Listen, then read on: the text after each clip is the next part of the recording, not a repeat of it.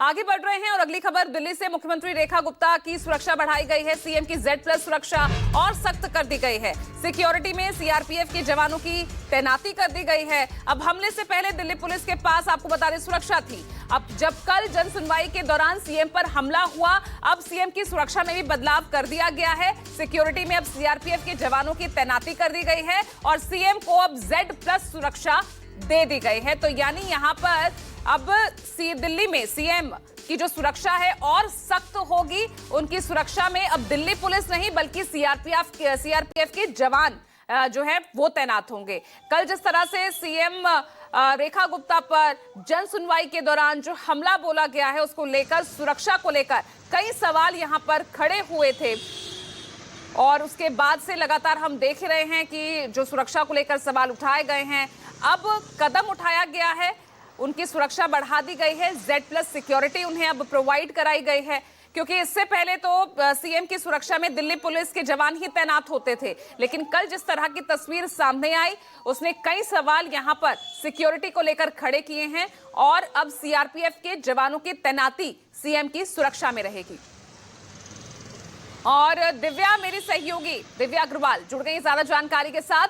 दिव्या, बहुत जरूरत थी कल के उस वारदात के बाद तो ये सवाल उठ रहे थे कि भाई सिक्योरिटी और सख्त करनी होगी सीएम की।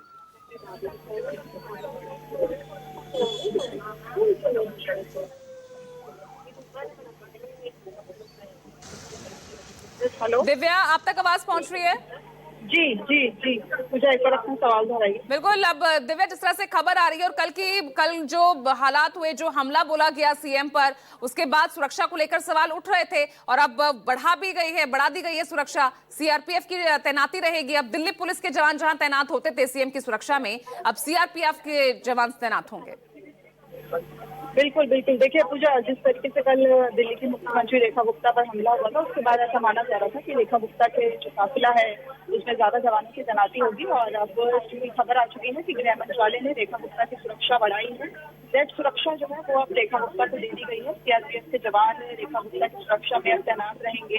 सेंट्रल गवर्नमेंट ने ये जो सुरक्षा बढ़ाई है वो मुख्यमंत्री के हमले के बाद बढ़ाई है। जिस तरीके से जो खबर सामने आई है कि जो हमलावर था वो आपराधिक मामले, लगभग 8 से 10 आपराधिक मामले उसके खिलाफ दर्ज थे। ऐसा नहीं था कि वो कोई आम नौजवान था जो अपनी समस्या के लिए आया हो और अपनी समस्या से परेशान हो। यानी आपराधिक मुकदमों वाला व्यक्ति अगर आता है और दिल्ली के मुख्यमंत्री पर हमला करेगा तो वाकई में ये सुरक्षा में एक बड़ी चुनौती से माना जा रहा था। तो ऐसे में अभी तक दिल्ली की मुख्यमंत्री को दिल्ली पुलिस से जो सिक्योरिटी थी, जो जवान थे, उनकी तैनाती थी, लेकिन अब गृह मंत्रालय ने। चलिए ठीक है दिव्या, ठीक है, बहुत बहुत शुक्रिया इस तमाम जानकारी के लिए।